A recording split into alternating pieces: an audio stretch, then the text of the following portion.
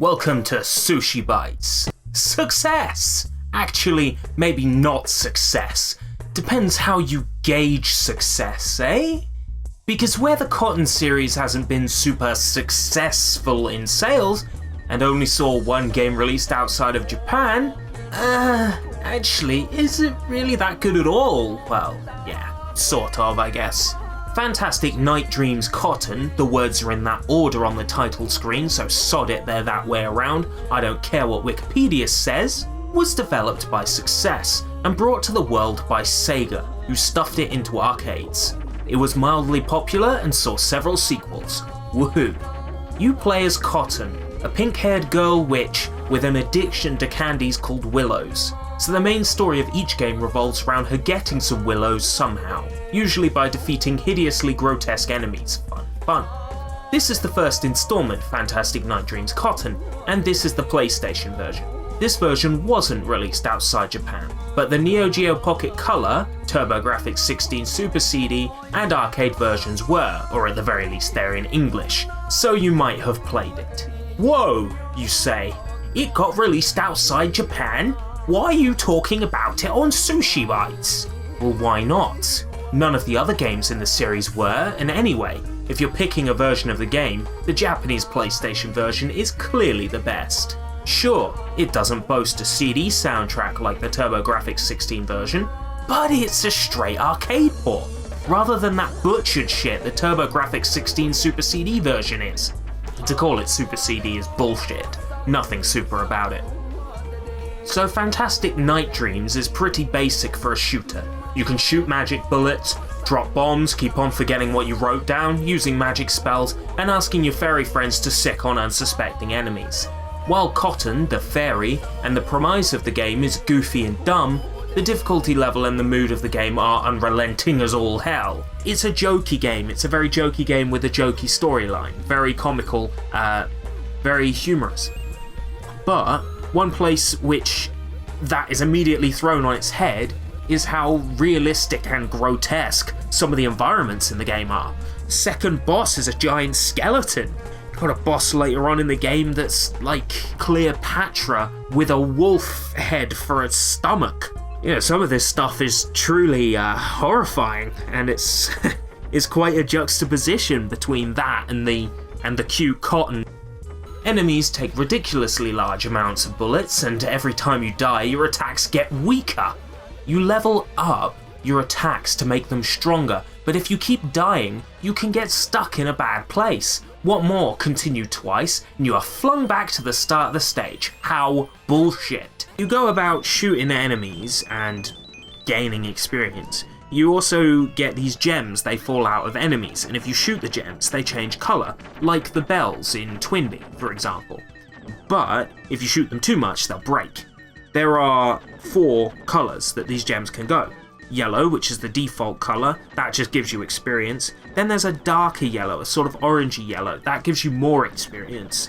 Then there's red, which is a red fire dragon magic, and blue, which is lightning magic. Now the magic, to use that you have to hold down the shoot button until Cotton starts casting the spell, and then let go and she'll use the next magic in the lineup down the bottom. You can only store about 5 magics at a time, but if you keep dying, you're not going to have that many of them anyway. I don't like the difficulty level in Cotton. That's not to say it's a bad game, because it isn't. It's just very challenging unless you're playing on easy difficulty, which is more like normal mode on any ordinary game that isn't bullshit hard. But the easy difficulty really is the other end of the spectrum. Most bosses die in just one magic spell. It's good fun, worth a look. The PlayStation version is my favourite, as you've probably already gathered, but to play the game in English you're going to want the arcade version. You can play that on MAME. I'd love to see it on the Live Arcade or PlayStation Network, if those are even things anymore. They're not, are they? What draws me to Cotton is the cute art style, the disturbing art style, the fun gameplay, the excellent soundtrack, and the fact that it's available in a difficulty level that I would enjoy playing on, where I'm not forced to do things that are completely unexpected of me. The PlayStation version released on the Super Light label, you can get it for, I believe, 300 yen on the PlayStation Network store, so it's very, very cheap. And it's free to PlayStation Plus subscribers. Let's have a look at some other Cotton games as well, while we're here, seeing as this has been very short and very uninformative.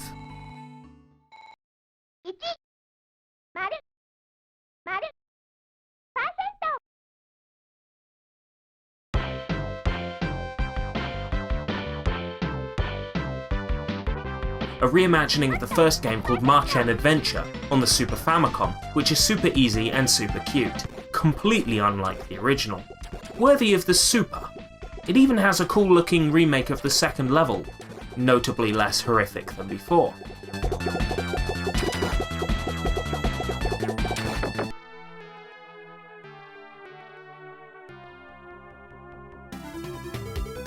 There is also a Mega Drive spin-off called Panorama Cotton, which is absolutely insane. It's like Afterburner, but all powered up. It's a really difficult game, but well worth looking at. Good luck finding it. It is probably the rarest Mega Drive game in existence. Well, it certainly has the price tag to match anyway. There's also a Sega Saturn and arcade sequel. I haven't played that, so I can't judge. There was also a remake of sorts afterwards that was the same game again but slightly different. Haven't played that either. And there's also Rainbow Cotton on the Dreamcast. It looks amazing, but unfortunately it's kind of dull, and the levels go on forever. It has full motion video cutscenes and delicious graphics, but plays like a poor Lilac Wars. It's cool, but that's about it. And then there's a, oh god forbid, a pachinko game based on Cotton released on the PlayStation 2. And that marked the start of the downfall for Success, who have just gone on to make visual novel games on the PSP ever since. So Cotton, that was. A series oft forgotten, or unknown, but well worth looking into. Until next time, if we live that long. Ooh.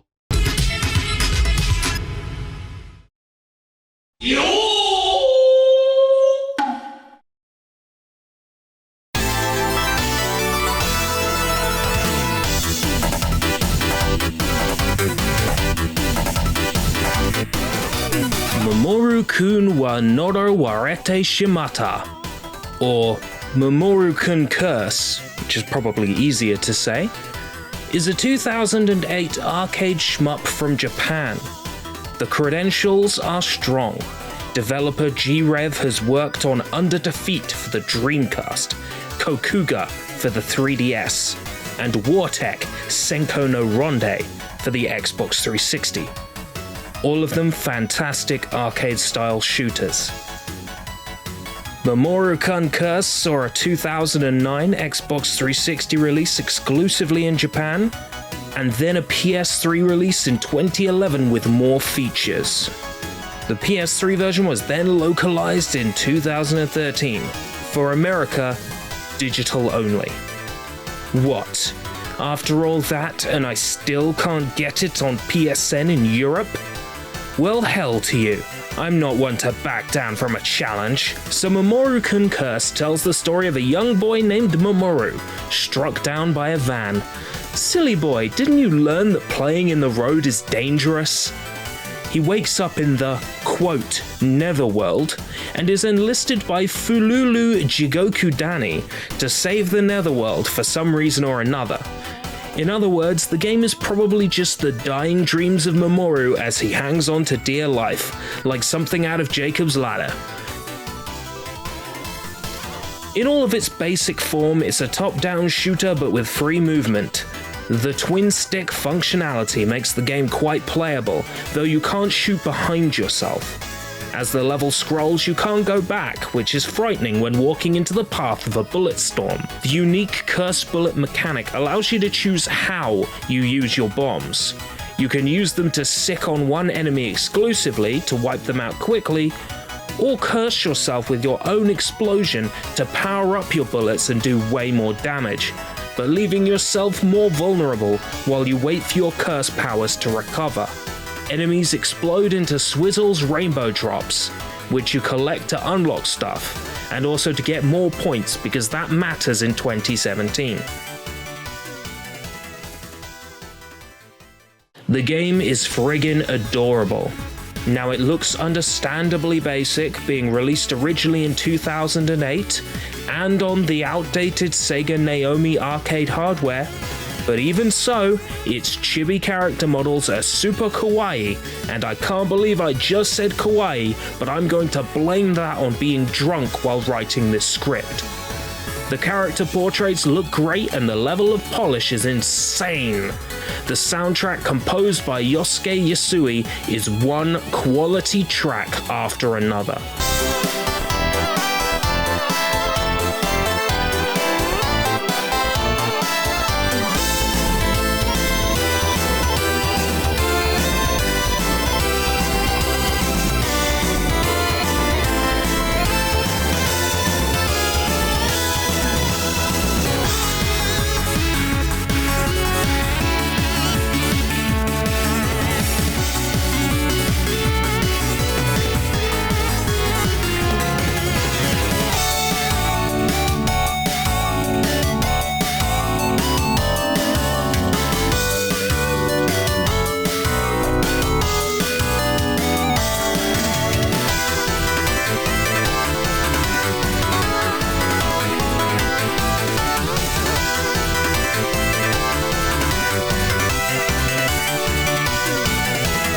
This release of the game contains a full-screen Netherworld Adventures mode, with challenge levels which look pretty stunning, an arcade-faithful conversion, and also a story mode. I had the most fun playing through the arcade mode, but the new Netherworld Adventures is loaded with content and is definitely the value for money portion of Mamoru-kun Curse. Almost all modes and stages have online ranking support, and there's an art gallery that fills out as you play. There are also trophies to collect. This is one shmup that, should you be able to play it, then I thoroughly recommend it. The lack of a physical USA release means tracking the game down from some less than scrupulous sources if you want to play it in Europe. But if you're already deep in that rabbit hole, I thoroughly suggest adding this one to your rap sheet. I still find the lack of a Steam release baffling, but if we got the word out there that we want one, it could happen. If you want to see it, I think it would be best to get in touch with Ghostlight, the masterminds who brought Way of the Samurai 3 and 4 to PC, and have a history of adapting Japanese video games. And no, this isn't just a shameless plug of Ghostlight in the hopes that they'd hire me, but let's face it, who wouldn't want to work for you guys? Just putting it out there, you glorious bastards. So that's a pretty vague overview of Mamoru-kun Curse. It's a quality top-down shooter reminiscent of games like Guange and Taito's wonderful Pocky and Rocky series. This has been SushiBites. Thanks for watching.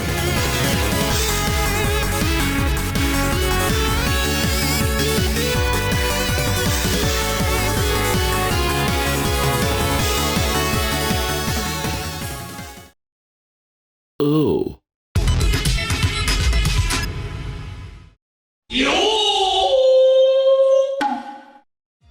This is something of a sore topic for me. On the one hand, I love Konami for their long-running, amazing video game franchises, which have brought me joy throughout my life. You know, Ganbare Goemon, Metal Gear Solid, Castlevania, and Silent Hill. On the other hand, I despise Konami for what they have become, what they have done to their beloved franchises, and oh so many pachinko games. We all enjoy taking the piss out of Konami, but would you believe that Konami has been doing that themselves for, well, a very long time? This is Parodius Portable, a 2007 compilation that covers a decade of tongue-in-cheek stupidity and over-the-top self-referential humor. This collection contains 5 games from the Parodius series, so it's the perfect opportunity. If I talk about this one game, I'm talking about all 5 games in that pack, and that just happens to be all mainline Parodius games. I'm not lazy, It's called thinking outside of the box. I happen to be quite good at it. Parodius, the Octopus Saves the Earth was released in 1988 for the Microsoft X... no, not box. Just X. It was an old computer way back when, and Konami released a bunch of games for it, among them this. Though the footage you're seeing is from the PSP's enhanced port, which smooths out the frame rate and makes the game look way less offensive on the eyes. This is the real first entry in the Parodius series, and it shows. Oh god, does it show. Unplayable almost. I know that's a horrible thing to say, but I can't stand this game, it's just so hard. Being the first game, it's a good opportunity to talk about gameplay basics. Parodius is a combination of Gradius' side-on space battles and power-up system, with Twinbee's bells. It's a send-up of Konami's other games, and features characters from them, including Goemon from Ganbare Goemon, Vic Viper from Gradius, and Pentaro from Penguin Adventure. Enemies drop either these pickups in blue and red, or bells. The blue pickup destroys all regular enemies on screen. The red bumps the power bar in the bottom left up by one box. If the power you want is highlighted, you can press a button to enable it. The bells behave differently based on colour. Generally speaking, the yellow bells increase your score, while the other colours do various things. This would have been impressive on the MSX, but looking back it's really not so good. Maybe I've been spoiled, as things just got better as time progressed.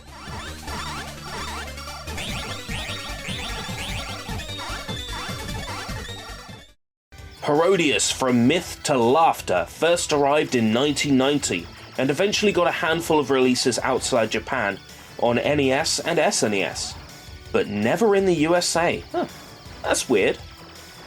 It's the logical next step for the series. Everything looks, sounds, and plays better. I chose the octopus here because Ripple is totally my scene. I didn't mention it earlier, but Parodius features enemy patterns and weapon loadouts directly lifted from Gradius and its contemporaries. To spice things up, the space shooter theme is supplanted for cute penguins and kitty cat pirate ship. One of my least favourite new additions is the burlesque dancer obstacle, whose legs you have to fly under in order to avoid getting squashed. Who even comes up with this shit? I think the folks at Konami must have been feeling a little sex-starved and used this game as a way to vent their frustrations. Well, seeing the direction this franchise went in, I imagine that isn't far from the truth. This game is certainly the start of the scantily clad anime woman theme that carries on with each subsequent game. Even the Easter Island moai head, a Gradius staple, is now rather feminine and shoots out these long moais. All you need to do is reverse the footage and that's a bit suggestive, isn't it? Bunny girls inside bubbles. And one of the later bosses is a blonde-haired woman draped in nothing but a towel. Aha. Now I can see why America didn't get this at the time. Probably thought it would be too offensive or something. Some things never change.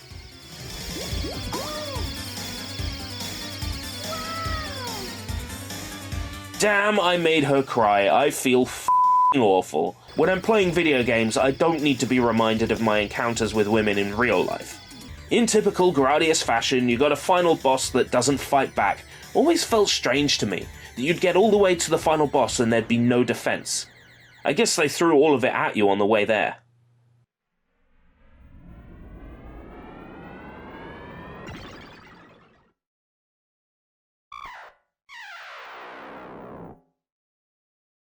Fantastic Parodius Pursue the Glory of the Past hit the arcades in 1994. I must say you have no need to pursue the past, Fantastic Parodius, because you're much better than that. This is the first entry to include two-player simultaneous co-op, and more importantly, is somehow an even bigger leap in quality than the last game. Unfortunately, this PSP compilation doesn't include the Super Famicom exclusive characters. This is rather disappointing, seeing as Goemon and Kid Dracula were amongst them. Lame. When this game came out, the PlayStation was doing the rounds in Japan, and the Sega Saturn was about to hit the gaming scene. With games like Panzer Dragoon, Critics were quick to dismiss Parodius for being old-fashioned and for not bringing anything particularly new to the table. To those critics I say, that's like comparing a crumpet to a bagel. They're two completely different things. But they had a point.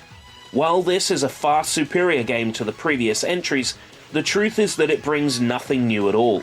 Fantastic Parodius plays to its already existing strengths and pumps effort into making sure the game plays, sounds, and looks even better, without really adding much of anything at all. Even a whole bunch of bosses are reused. Cat pirate ship, female moai head. With those longer moai it looks even more suggestive than ever. One rather pleasing new level archetype is pounding Mochi on the moon. I'm not really bothered where Mochi gets pounded, as long as I'm the one doing it. I haven't yet commented on the music in this series, which is predominantly remixed from classical music. The final stage of this game features a remix of Dvorak's New World Symphony No. 5. And while I know very little about classical music, I've always enjoyed that particular piece. It, like all the music in Fantastic Parodius, is, well, fantastic.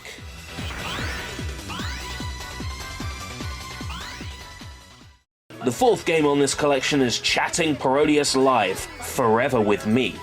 Originally released in 1995, this game wasn't made for the arcades, but rather with consoles in mind. The chatting part of the title refers to the game's obnoxious voiceover present throughout, while the Forever With Me part pokes fun at Tokimeki Memorial's subtitle, Forever With You. Once again, this game changes very little. It does feature rudimentary 3D graphics even in the Super Famicom version, but this was commonplace in 2D platformers by that time. For example, Yoshi's Island took advantage of similar tech. The 1996 port for the PlayStation and Saturn added a whole bunch of new features. Kid Dracula was included as an unlockable character, and there were some bonus stages added. Oh look! It's the pieces from Tyson Puzzle Dharma. We've covered this before on SushiBites. See? Learning can be fun! The PSP version is based on the PlayStation port, and also features a significant change. Whether or not the license was obtained for this to begin with, I'm not entirely sure, but the previous versions of Chatting Parodius used That's the Way by KC and the Sunshine Band. For some reason, this was changed in the PSP version to a DDR song that Konami owned the rights to. It's unclear whether this was to avoid copyright infringement or because they didn't have the license, but it's an interesting thing to make note of. Because of course, back when this game first came out, DDR didn't even exist. So it did strike me as odd. While this game amped up the sexiness a little, Sexy Parodius took it and ran with it, and even scored a touchdown. This 1996 title isn't messing around. It's deliberately sexually explicit. It also shifts the gameplay styles around a bit, and being much shorter, it's a great pick up and play kind of game. In short, I consider this the best one. But why? Well, how about the ability to play as a blob? How about boss life bars? How about stage-specific challenges that encourage replayability? How about a Castlevania-themed level? This game has it all. Why would you suffer through the first and second titles when you've got this one? I know I'm particularly light on commentary for this particular entry, but I've already explained in depth what Parodius is. This game is just more of that. Better and better. Really, really pleasing and just the right size. Now I'm starting to sound sexually suggestive. However you choose to play it, I thoroughly recommend Fantastic Parodius, Chatting Parodius, and Sexy Parodius. If I had to pick one, it would be Sexy Parodius by a very, very, very small margin. But I don't have to choose, and neither do you, because all 5 games I've shown you today are feature complete on the PSP version, and for that reason alone I highly recommend getting a hold of this compilation. It's the best and worst of Parodius in one place, on the go. This has been SushiBites. Thanks for watching.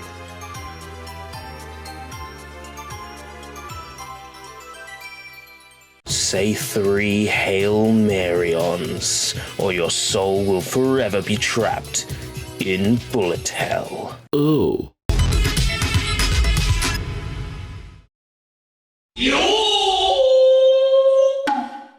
Psycho. You might have heard of them.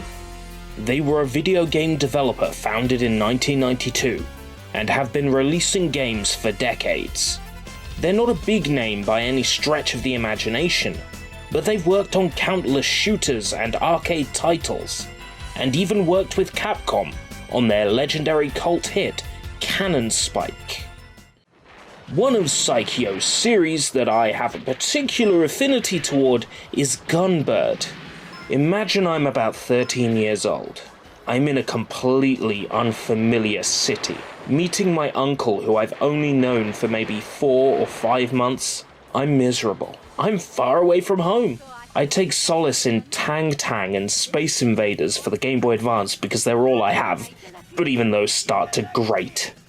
I'm bored, I'm ticked off, and I'm being escorted around Sports Direct to buy cheap Donne jumpers that I don't even want. My brother and I managed to convince our parents to let us take a look in-game.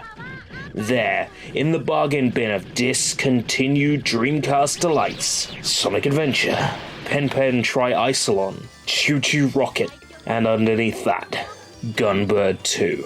I didn't know what it was, but I'd already been programmed to see anime and think, God damn, that looks sweet as fudge. I need that in my Dreamcast stat. After a few more days in that stuffy caravan park, we finally got home, and I played Gunbird 2 until the disc would no longer work. Since then, I've played a lot of both Gunbird 2 and the original Gunbird on various different formats, from the actual arcade machine, to arcade emulation, to console ports, console emulation, mobile ports, and even Nintendo Switch. Just because I've played a lot doesn't mean I'm any good though. I could cover every port, but I think it would be best to look at each game in an individual episode, covering the significant ports of each one. So this week, Gunbird, the original. Gunbird hit arcades in 1994, then Saturn in 1995. There were various other releases including Nintendo Switch in 2017. Gunbird also appeared on Gunbird Special Edition, a collection of Gunbird 1 and 2 released exclusively on PlayStation 2 in 2005. So Gunbird is what we often call a shmup, or shoot 'em up, and that means your player character must shoot projectiles towards enemies while dodging theirs. I would go as far as to call Gunbird a bullet hell, though it probably doesn't quite fit the description. The game difficulty level is high, even on the easiest dip switch settings, but the console ports add easier difficulties and harder difficulties to the game. You can play the game solo or with another player in 2-player co-op. The cutscenes and endings change depending on which characters have been chosen. Each character's bomb attack is unique, so picking a 2-player combination with character attacks that complement each other is the key to success. The story of the game is as follows. There is a magic mirror made up of 4 pieces. If these pieces are collected, you can meet the great genie Atla, who will grant you 1 wish. 5 adventurers head out to find the magic mirror and get a wish granted. Ash, a 28-year-old inventor and adventurer from Germany. His trademark features are his handsome appearance, gung-ho attitude, and his greatest inventions, his laser pistol and his jetpack, which allows him to fly. I get the Rocketeer vibes from this guy. Marion, a 13-year-old witch from London. She doesn't need a jetpack because she can fly using her broom. She travels with her pet bunny, Pom Pom, who can talk for some reason. She's angry, abusive, and vindictive too. She's the second member of the Gunbird crew. Valnus is a Russian robot with incredible firepower. He's programmed to want nothing more than to bring his country world domination. But there's something hidden in his code. A desire to be free. Yuan Nang is based on Sun Wukong, the Monkey King made famous in the Chinese story Journey to the West.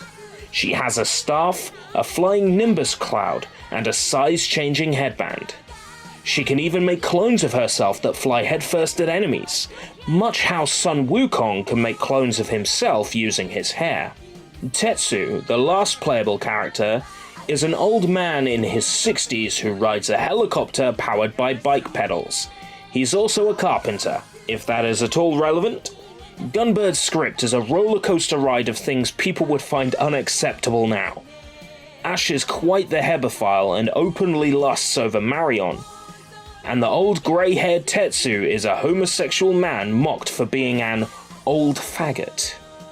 It's a time capsule of that early to mid-90s adult humour deemed too inappropriate for today's sensibilities. Doesn't bother me, but I thought maybe those of you far too sensitive about these sorts of things should steer away. You know, I'd hate for your biases to get in the way of enjoying an excellent game. During the game, the player characters are interrupted by the Trump Gang, who also desire to obtain the mirror, hoping to wish for a giant robot to help them achieve world domination.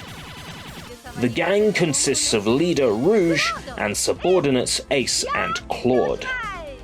The Japanese PlayStation and Sega Saturn versions of Gunbird come with Red Book CD audio, and it's glorious.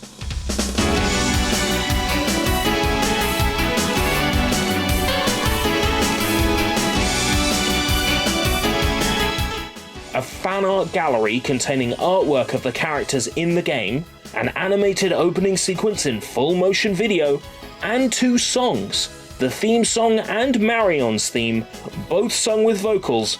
Pretty neat.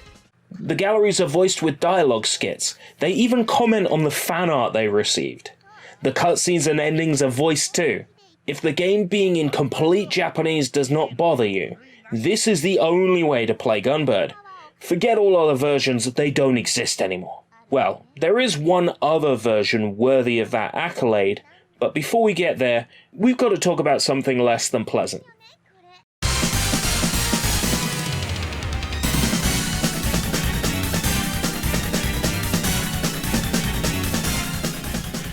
XS Games, a company notorious for tearing beloved Japanese video games to shreds, released Mobile Light Force for PS1 in Europe and America.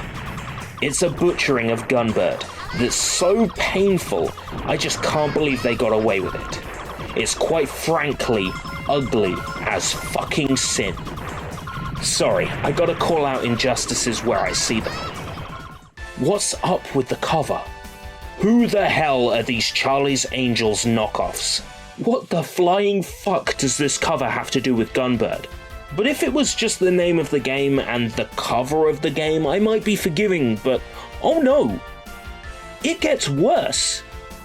They tore out all the dialogue, all cutscenes, all the voice acting, somehow managed to butcher the track list, and most insultingly of all, renamed the characters for no discernible reason. What the fuck kind of name is MILF 2000?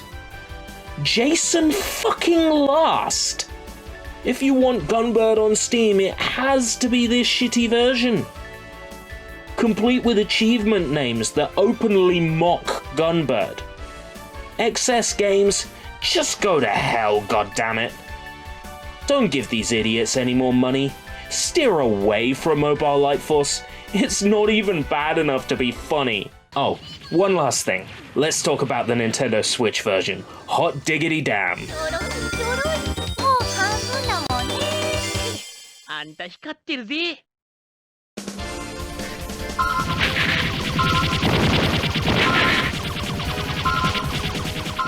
A console port in English, with the Japanese voiceover, the CD quality music, and you can play it vertical by rotating the Switch console. And it's completely arcade faithful, but with the console version's difficulty levels, oh, it's the perfect port. I guess we can have nice things after all. ついに来たわね、この時が。魔人さん、私を史上最強の魔法使いにしてちょうだい。わしもな。 All I see when I close my eyes are bullets. I need to lie down. Playing this much Gunbird has frazzled my head. Next week we'll take a look at Gunbird 2 and tie up some loose ends. Right now I need some painkillers, a cold glass of water, and a nap. This has been SushiBites. Thanks for watching. Yeah, what's shmup, Stock? Ooh.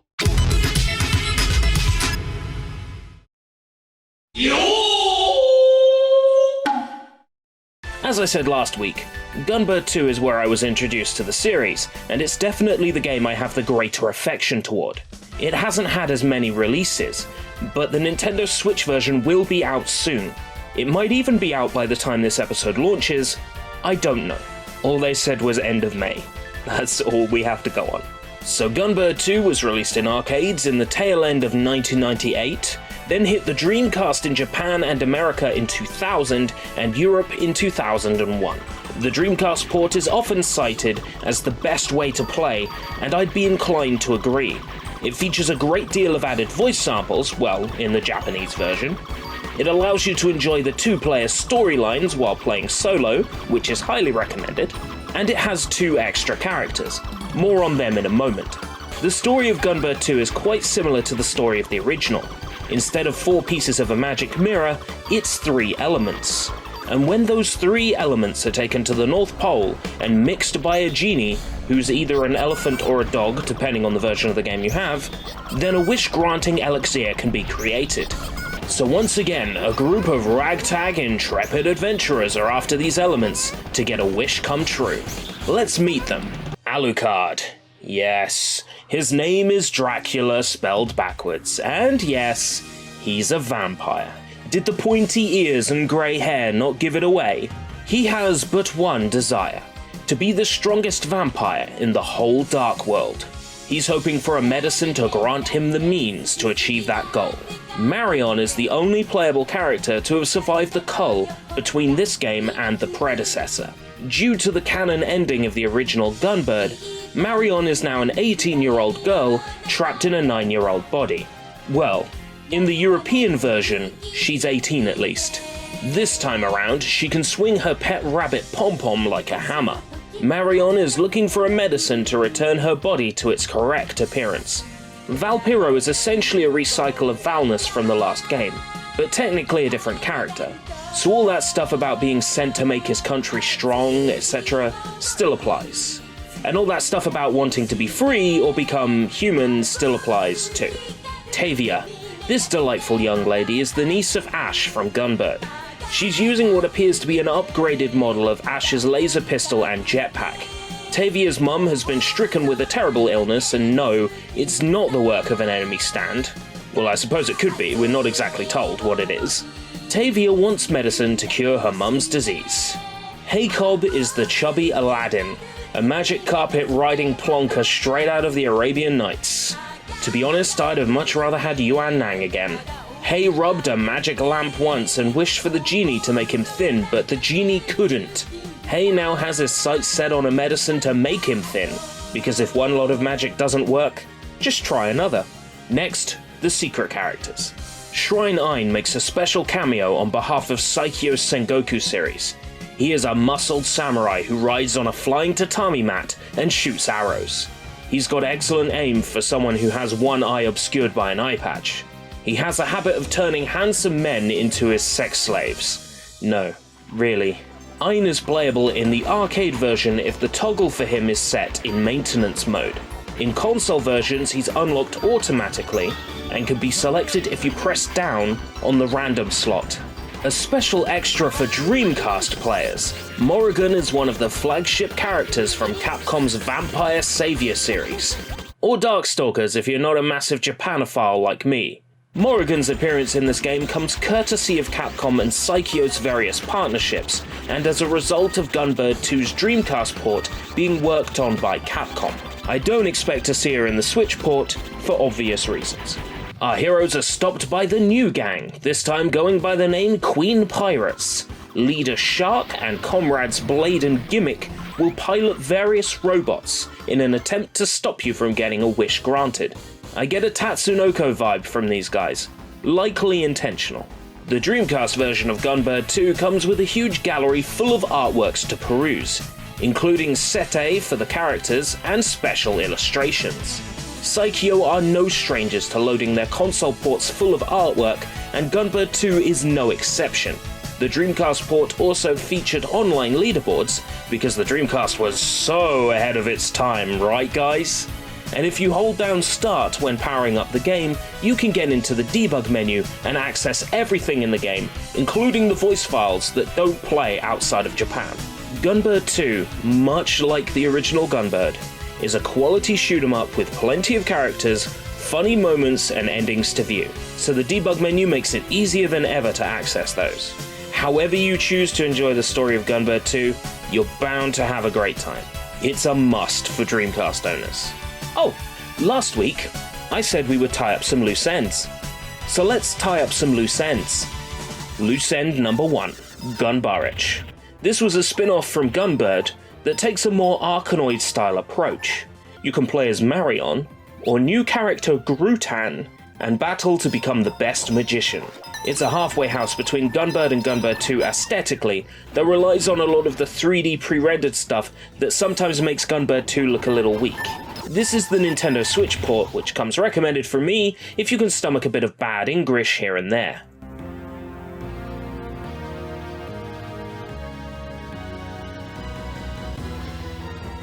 Loose end number 2. Gunbird Special Edition is a PS2 collection containing Gunbird and Gunbird 2. They're entirely based on the arcade versions, and as such contain no extended voice samples, or CD soundtrack, or balanced difficulty levels. In short, while these versions add stage selection and practice modes, they miss out on enhancements found in previously released console ports. You don't get Morrigan either, which adds insult to injury. There are better ways to play Gunbird, but if you see this cheap, it's worth a punt. Loose end number 3, Sengoku Blade. This game was released as Tengai overseas. The Sega Saturn version, released exclusively in Japan, features Gunbird's Marion as a playable character, unlocked by beating the game's original mode once with each character, including the hidden cameo from Shrine 9. The amount of work it takes to unlock her was off-putting, but I soldiered on, and in the end I managed to get a hold of her. Marion's moveset is based on her Gunbird 1 appearance, and her ending revealed that Gunbird 2 was in development, though Marion wakes up as if it was all a dream. I must reiterate, she is Saturn exclusive, she is not in the Switch port of Tengai. However, for some reason, Shrine 9 still is. So if you've got the Switch version of Tengai, here's a bonus for you. Highlight random, press up 3 times, down 3 times, and then up 7 times. Shrine 9, you're welcome.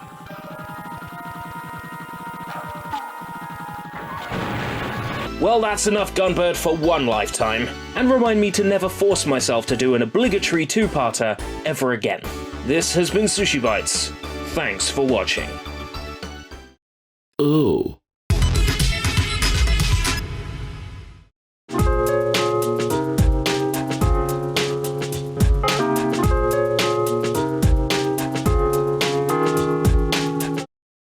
Welcome to SushiBites. Success! Actually, maybe not success. Depends how you... Welcome to SushiBites. Back in the relatively less shitty year of 2014, SushiBites moved from a singular joke video into a regular series format. Well, sort of regular. We looked at some pachinko games, which weren't all that exciting, and then we took a brief look at the Cotton series. SushiBites Episode 3. Fantastic Night Dreams Cotton. I was young, naive, and inexperienced, but I still think this episode holds up rather well. I was struggling with a great number of personal problems at the time and needed something to latch onto, so I threw myself at SushiBites full steam. While we spent some time with the first game in Episode 3, the remaining Cotton games were left as footnotes. I recently thought it might be fun to go back to some of the games we skipped and cover them in more depth. I know, I thought it would be fun to play Cotton, knowing full well that these games are not easy.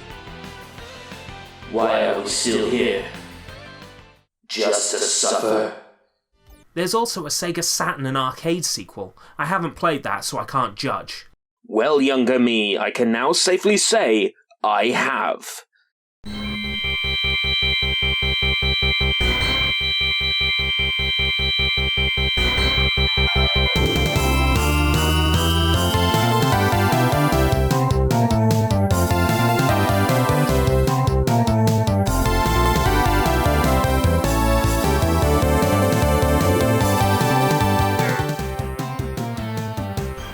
This is Magical A Night Dreams Cotton 2, released in arcades and for the Sega Saturn in 1997.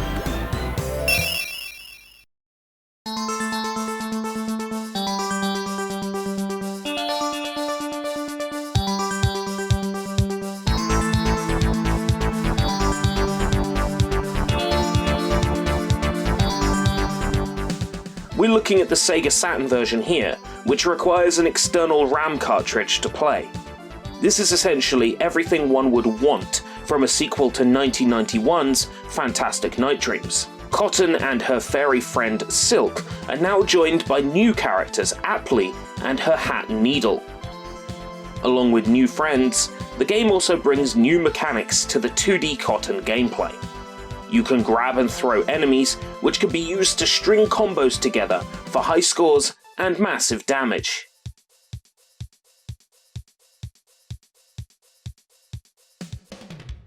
I've heard the Saturn referred to as a 2D powerhouse. Cotton makes good use of the Saturn's sprightly sprite functionality.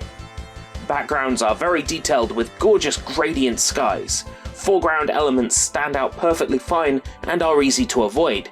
Characters and enemy sprites use rotation, and some basic lighting effects can be applied to the sprites in real time. Though gameplay takes place in 2D, objects orbit around enemies and bosses. Stunning. Stylish. The game manages to maintain a smooth, consistent frame rate with no hiccups, probably thanks to that external RAM cart requirement. The game also features large animated portraits during cutscenes, but unfortunately these sequences are spoiled by the lack of voiceover.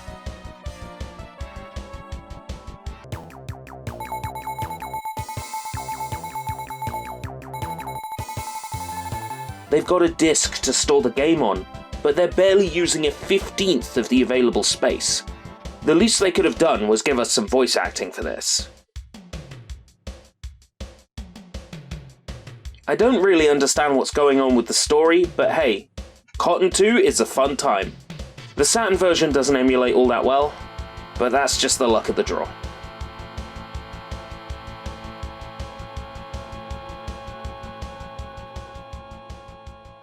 There was also a remake of sorts afterwards that was the same game again but slightly different. Haven't played that either.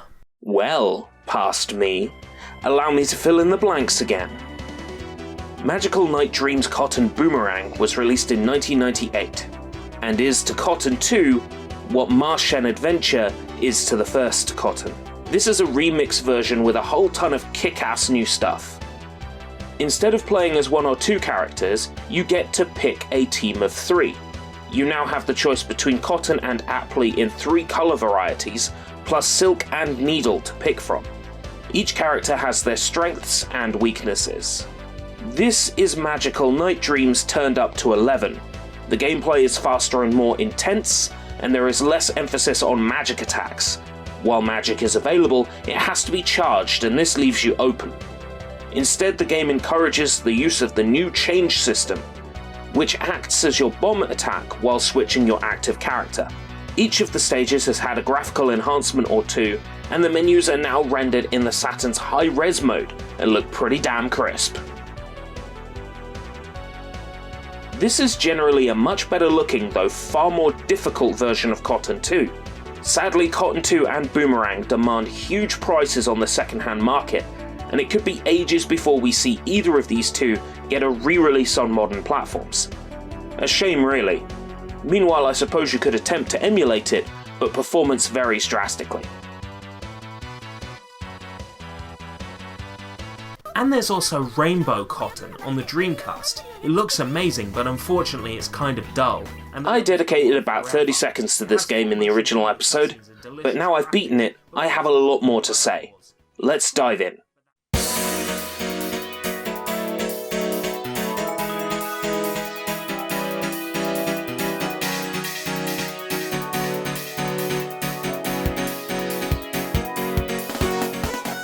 So Rainbow Cotton can be considered the spiritual successor to Panorama Cotton. Both are on-rail shooters from behind, similar to Space Harrier or Afterburner, where enemies come towards you. Also, like Panorama Cotton, this game has a more cartoony and colourful style than the mainline series. Also, like Panorama Cotton, the game has a deceptively high difficulty level that suddenly jumps up and then exponentially rises from there. I played the game on a popular commercial Dreamcast emulator, at a 1080p upscale and with a widescreen hack. While having the extra screen real estate is nice, it doesn't offer any gameplay benefits, and the logic is still tied to a 4:3 screen resolution. I chose to play Rainbow Cotton this way because it's a gorgeous game and I wanted it to fill every edge of my monitor. Gorgeous really is an understatement, from the bright colours to the highly detailed textures. Cotton's billowing hair, dress, and broom fibres. Whether the levels are big and open, small or confined, they're brimming with detail. And the good looks aren't just restricted to the gameplay. Level transitions are served with full motion video animation, with full voice acting in Japanese. No more da-da-da-da-da-da-da slow text crawl bullshit. Absolutely glorious. What isn't glorious is the game's floaty-ass controls. We're a witch on a broomstick, I get that. But Cotton bounds around like a jelly baby in a bouncy castle, getting sprung every which way in tight spaces. Though to be fair, I'd get sprung in Cotton's tight spaces as well. Aiming feels less than intuitive, with a double reticle that still only provides you with the vaguest hint of where your projectiles will go. They always feel so underpowered when they do hit, whether you're attack level 4 or attack level 1. With magic harder to come by thanks to having to shoot it out of the floating heads, a great deal of the time I just feel so damn powerless, heading into a boss battle without a single spell. That wouldn't be a problem if the game were easy. I could stumble around the controls and be done with the whole thing in time for breakfast. Unfortunately, this game's difficulty level is phenomenal. I know I'm keeping all on, but take a look at this boss. Constantly planting flowers that shoot fireballs, flutters around like a demented meth addict, throws grenades at you, and can launch homing missiles that have huge AoE. The difficulty only skyrocketed from here. I can't see how a human could be capable of beating this boss, or this boss, or this boss. I took zero shame in cracking open a memory editor and freezing my health. If the game is going to be unfair, then so shall I. Rainbow Cotton consists of only 5 levels. This could well be why the developers really ramped up the difficulty, to compensate for the short length. Suppose I better take notes. The game already has fantastic replay value in its score system and branching paths. There was really no need to pad things out with the obnoxious challenge. I'd still recommend Rainbow Cotton, though once again this is quite an expensive game secondhand. An easy $100 to $200. As interesting and as beautiful as this game is, I'd much rather have those $100 to buy groceries for a week instead. For less than that, you can fit your Dreamcast with a GDEMU and play it off an SD card, which I thoroughly recommend, by the way.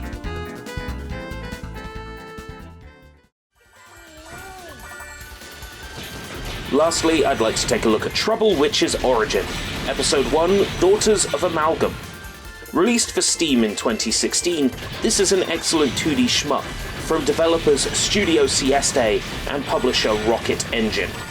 A fantastic game in its own right, and perhaps one that I might choose to cover on SushiBites at another time. But right now, I'd like to share its relevance to this episode. In 2017, this game received a DLC, where you can play as Cotton, complete with voiced story cutscenes and BGM replacement. When you beat a stage, you get the iconic tea time moments too. For a while, this felt like the only Cotton game we were going to get. A short but vastly enjoyable DLC for a completely unrelated shmup. Perhaps it's time to wake up from the fantastic night dream. No, you can keep dreaming, my friends. In 2019, it was announced that a remaster of Fantastic Night Dreams Cotton would be coming to PlayStation 4, PC Steam, and Nintendo Switch. This remake was announced in May of last year, but at the time of recording, it's been over a year and we've heard nothing. It's entirely possible that this game may have been postponed, or possibly even cancelled, and that would be especially crushing. If I find out the Wu Flu has cancelled the Cotton remake, I'm getting buff swole and flying over to China myself to personally beat up the damn virus with my bare hands. I can only hope the remake is still coming, but at this point, who knows? Thanks for allowing me the indulgence of looking back, and may we also look forward to better times, however long it may take for them to come. Thank you for supporting SushiBites, and expect a lot more where that came from. This has been SushiBites. Thanks for watching. Ooh.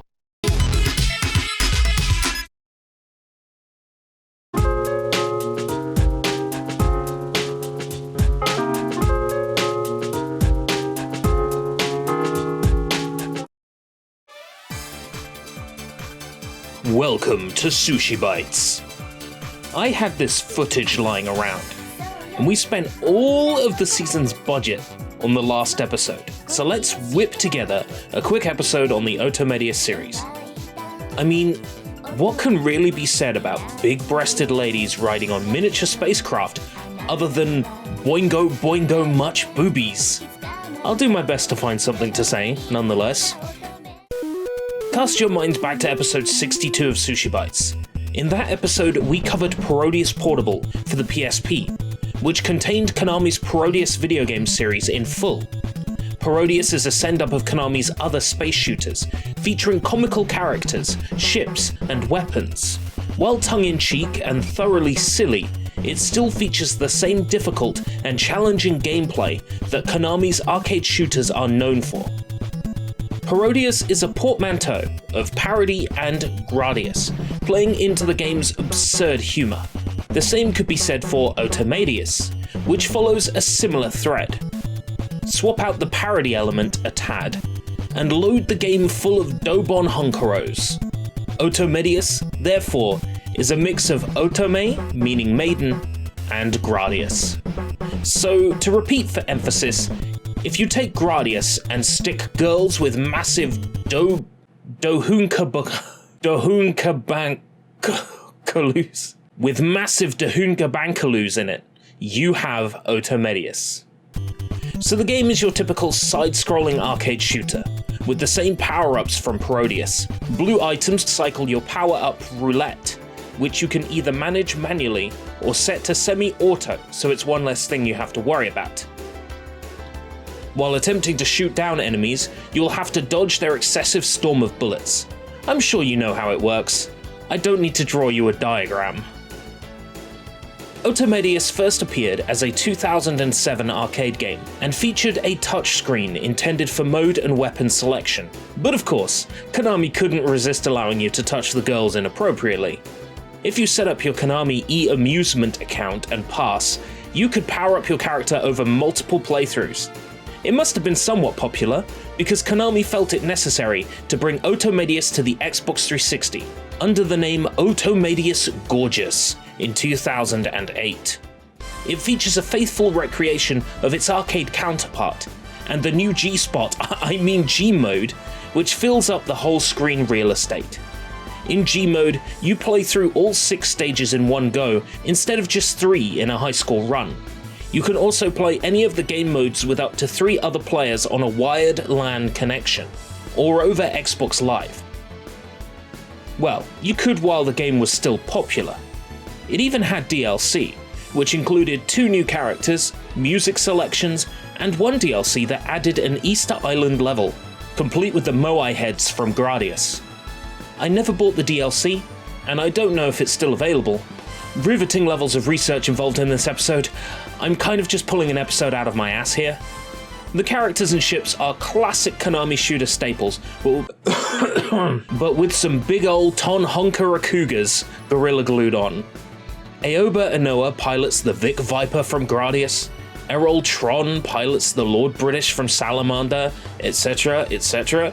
Characters were designed and illustrated by Japanese artist Mine Yoshizaki, creator of Sergeant Frog, an artist well known for their, shall we say, racy artwork. In terms of character selection, the important thing to note here is the Thundercross themed ship, which is piloted by Emon Go. Emon Go? Emon Go, Emon.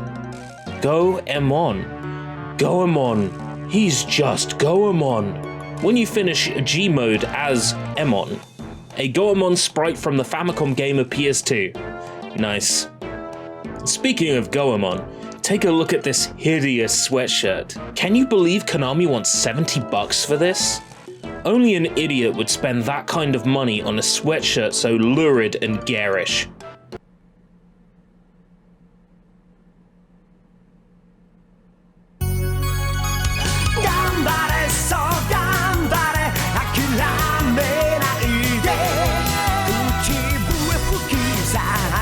Each of the playable characters have their own power-ups and behavior, though you can switch this up by equipping skill cards. You can buy these cards using the pitiful amount of points you earn playing G mode, or you can unlock them in arcade mode using an exploit if you have a turbo controller and a shit ton of patience. You only need to get all the cards for 1 pilot to get all the achievements, and you'll manage it long before you hit that ridiculous 573 minutes played achievement. Ugh. Save yourself the grind, folks. Don't start what you can't be bothered to finish. I should take my own advice. This was torture. I could talk to you about the plot of the game and its connection to the Gradius series, but we all know what the plot of this game is. There's 2 massive bits of plot right there.